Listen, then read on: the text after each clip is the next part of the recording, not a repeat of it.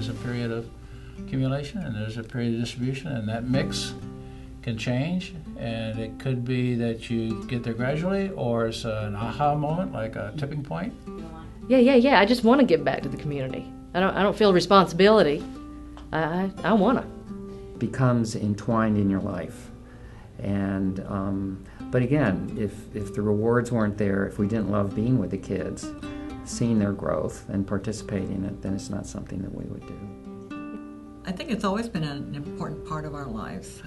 Not so much in the beginning as giving money, but certainly of our time. As a retired nurse, or while I was working, I did a lot of volunteer work while working.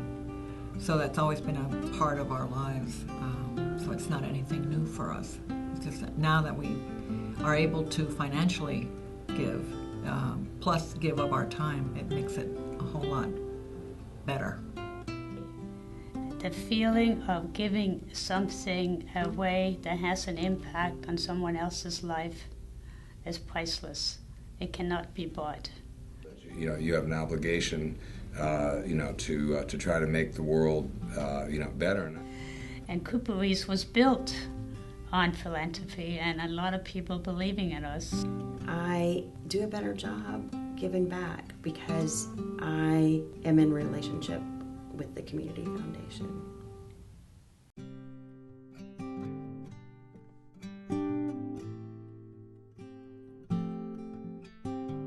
If you want to participate and be involved in your community, then there's really only one alternative. And I think once you make that decision, this Community Foundation to us is an avenue to our community. And it's an avenue to help us find opportunities, to participate in opportunities, and to know what this community needs and where we can help it. Here to this area, we became involved with the community, and we saw the direct connection to making it a better place to live. Not only for us, but for our children and others. To me, the Community Foundation is the natural. Not only the support for philanthropy, but the tremendous services they provide the community at large and working with charities. We don't know everything that's going on in the community, and the Community Foundation has been a good resource for alerting us to opportunities that fit in with what we're interested in doing. What really is the most meaningful is what we've been able to do here the last 10 years or so in bringing to a deserving part of our population some services that they would not have otherwise had.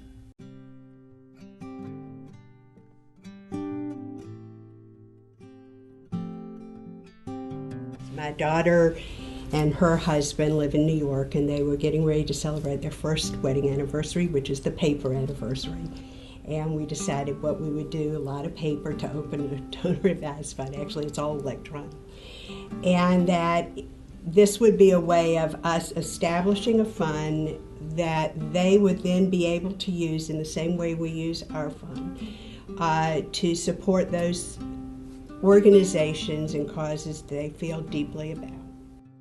Philanthropy has always been a big part of each of our lives. We have the example of our parents, who were always very involved in their communities. They are part of the whole thing, right. And they see themselves as very, connected, and that's exactly what I want. The idea came for the William Dover Endowment Fund actually through Dad's experience and our experience with cancer treatment and cancer meds.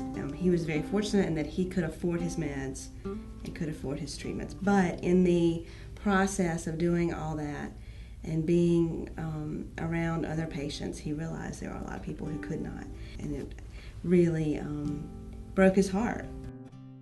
Because he was a very generous man, and we just try to honor that spirit and put that money where it's most needed.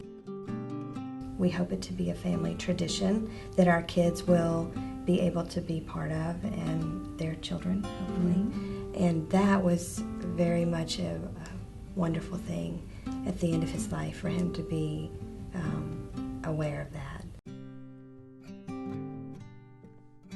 I think if you're going to participate in philanthropy, you have to make a basic decision. Are you just going to write checks, or are you going to become personally involved? If you get involved, then you have the passion, and then you have the interest, and change follows. The largest grant that we've made so far is to the Recession Relief Fund of McDowell County, in which our money was matched by other people in that community, which was very nice because a lot of those people were Dad's friends and friends of our family, and a lot of those people who contributed to our match have also contributed to the William E. Dover Endowment Fund. I know another thing that was tremendously valuable to us and a real kind of trust-building exercise was the Emergency Recession Response Fund that the Community Foundation did, and they kind of targeted our county. It was one of the test pilots for that initiative. They were able to save jobs because they came through and paid heat bills and electric bills for several of our nonprofits that would have had to lay off employees in order to pay the bills of their facilities. But if you can reach out and identify the beneficiaries of what that charity is trying to address and get to know those beneficiaries and see their joy, that's very special.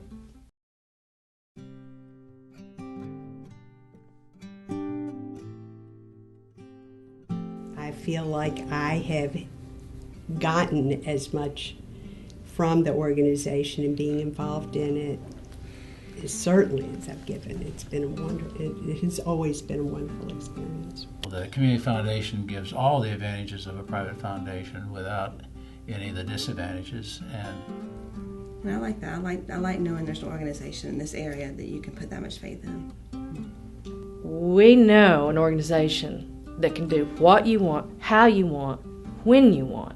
And the Community Foundation of Western North Carolina was absolutely amazing because we were able to give charitable donations directly to the foundation for a special Cooper Weiss fund. That I am so deeply enriched by my relationship with the Community Foundation. And it's about Dad's Fund, it's about Women for Women, it's about Power of the Purse Luncheon, it's about simple conversations in the hallway there. I am inspired by what happens in that place.